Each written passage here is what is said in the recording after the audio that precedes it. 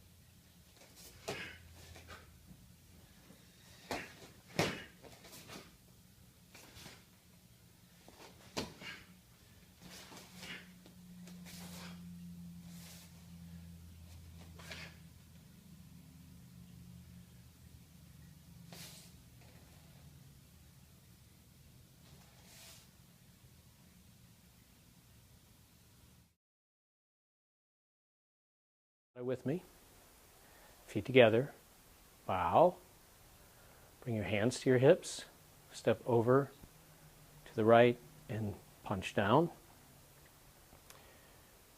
turn to your left, cat stance, middle counter, right reverse punch, then turn to face forward, feet come together, left hand comes across, right hand to the hip. We repeat that on the other side.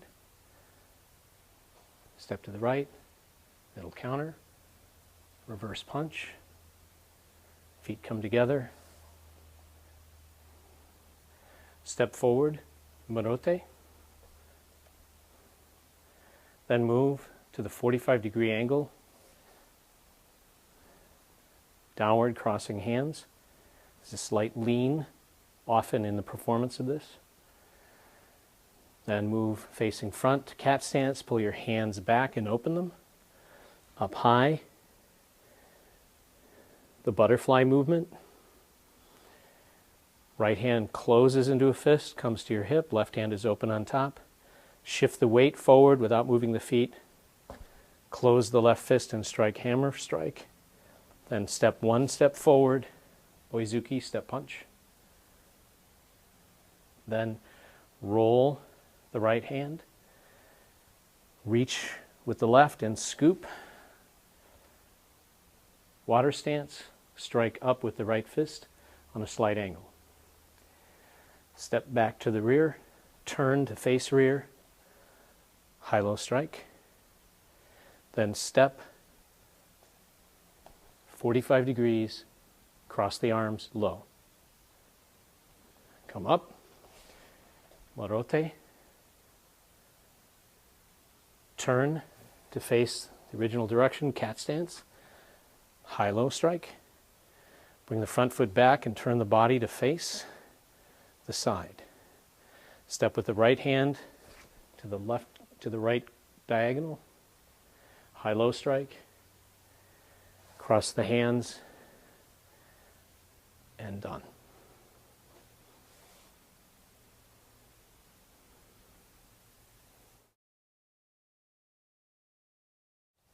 Here are the details of the kata Pinan Godan in our Ryukyu Kempo version.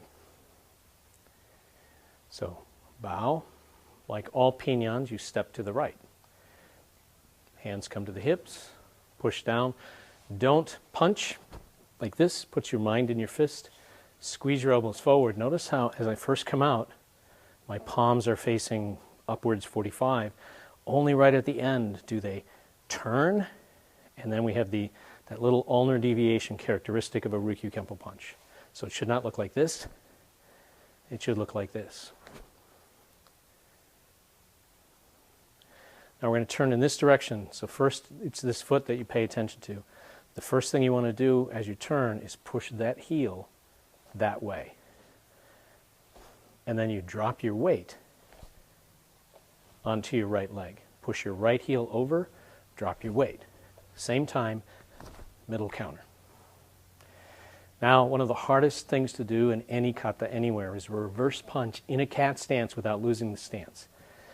You start to throw your fist right at the end, twist, and as you do this, you have to sink and drive this knee that way, or it will collapse inward. Very difficult to do. Next, we're going to bring the feet together like this. The hands are going to do this motion right here. There are two common versions of this. One version is like this, as if you're going from stacked hands at hips to stacked hands at hips. The other version looks as if you're doing a punch and travels a little past the line of the body. This is the version I prefer. Physically, my body is rotating this way. This is going to be the energy for the punch. Turning of the body drives the hip, but because my feet are coming together, it's easy to do what, as I was just showing you just now, you saw me lose my balance a little bit because I wasn't doing the bottom half. The secret is that as you step, you squeeze this way. Squeeze inner thigh. Squeeze your hips tight. One of my first senseis used to say, literally would say this, pretend you have a quarter twixt your cheeks and you're holding it there. So the idea is that I want to squeeze inside, inner thigh, squeeze buttocks, squeeze lower abdomen. I do that with this motion. And what that does is that snaps everything together tight. Now we're going this direction, so we have the same kinds of issues. Here's the difference. When I'm in this position here, because my feet are apart, I can make that initial twist right here very easily. But when I'm here, I get nothing to push against. So I have to time it differently. I'm going to step with this leg, and then, before I commit my weight, kick the leg around. So, in the initial step from the open position, it's the weighted leg moves first, and then the unweighted leg. But from this position now, I'm going to move the unweighted leg first, and then as I drop, I kick heel back, which means I have to plant and then press my heel back this way. Same problem now, without allowing the knee to collapse, reverse punch, then again squeezing as you pull together this way. From this position, we're going to simply step forward and perform Morote Uke. I'm going to use a double, 1, 2. So it's a very, very simple motion. 1, 2. 1, 2. From here, bring your hands to your hips, right over left, and step to the 45, thrust down so the hands are crossing, right over left. It is okay to lean slightly. It's very common for people to lean it, just as long as you don't allow your back leg to collapse or hunch your back. You're going to lean a little bit, keep it nice and straight. You may also keep it upright and vertically. We're okay with either one. When the hands go down, then this little movement right here. The elbows drop slightly and the hands twist up. That's the beginning of the next motion to a cat stance. So it's very important this back leg is strong when you're in this position, because if it's weak, you won't be able to make the transition. You push with this leg, pull with this leg. Here. Hands open up, shoot them up to the top. From here, right hand goes up, left hand goes down, this way, palm to palm. Then I'm going to rotate like this. Close the right fist, pull it back to the hip with left hand on top. Here it goes. Here, up. Notice that as I drop this, I'm not trying to, it's not just about my hand. I'm actually not thinking about my hand. I'm not trying to point my fingers down. See how my elbow comes in? My elbow comes in. Elbow drops in, and I turn my hand. My right hand just points up. Then from here, you just roll around. You roll around your hands. Make a fist, pull it back to your hip, down on the 45, pull up to cat. Hands go up, left hand drops down, right hand up, rotate, close right hand, pull back to hip. From here, shift the weight forward, this way. Hammer strike. And that energy will take you directly into a straight punch. Low, cat, up to head, this way, rotate, close fist, pull back, shift weight, strike, into step punch. From the step punch position, first we're going to look at the leg work. I am straight on the line. Here's the line of my opponent, my attacker. My punch is not going straight. It's cutting that line already, because I'm always cutting an angle. But I need to move my body mass out of the way. I don't need to move my foot if my front foot is properly positioned. If my front foot is wrong, then I will have to move it, but it should be slightly angled. So all I need to do now is that. I simply pull into a water stance, and now I'm on an angle. So the attacking energy is here, and just by stepping, I move out of the way of the attack. The right hand, the one that's punched, is going to roll this way, palm up, and then it will strike. The left hand will reach over this way and scoop. So the motion of the left hand is over, scoop. These two actions happen together. Turn the right hand up, palm up, reach over with the left, scoot the leg behind, strike. The timing we want is this. So the foot connection here corresponds to the strike here. So I want to capture the moment I hit the water stance with the striking hand up high. From this position, first the footwork. You step and then push this heel. So I'm facing on an angle like this, but I'm looking back in the direction I started. The hands, this hand will go down and come up. So this looks like middle counter.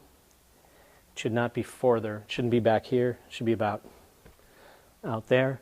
There are several variants on this. I tend to do mine tight, shaped by application. Slightly different application, the hand comes away a little bit. Generally speaking, for basic training, keep it a little bit tight. Keep it a little bit tight. It can be out here. Some will take it up even this high. But this is where we're going to start. These variants are for later, not right at first. First do this. Now the left hand simply reaches up and does a basic down counter. You'll notice that for the left hand I have this positive motion right here. See it?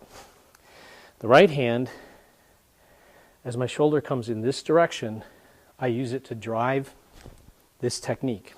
So this energy, this has a little bit of a scooping energy to it. Because right here, my shoulder is moving that way. This, depending on my application, I will tend to emphasize more or less one or two aspects of this. But for now, just understand that as you pull, this is two-way action, pulling. But also there's a little hit. Think little hit. So it's step, set, now twist. Set, step, twist. From this position, I'm going to step with my right leg. So first the footwork. Step across. Be careful not to do this, like you're sweeping your leg. Just step. It's a simple step. Step and kneel down. For now, let's use this as our basic position, slightly sitting back on your back leg. There are variants on this too, and those are for later. The hands are going to do another low crossing motion. 1, 2. As I step, just bring this hand up, let it meet this hand here, and then it drops down in the space next to your lead knee here. Step, drop. The hands come together and drop. From here, it's step up, move forward, morote. This one, I do both hands together. Then I have to pivot. I'm going to push this heel around this way. At the same time, I'm repeating this motion here. So this faces back to my original starting direction. Then back foot comes up and the body turns just naturally. Don't force this, but the body will naturally turn. As you do this, you can slightly expand the chest. Then I'm going to step with the other leg diagonally. 1,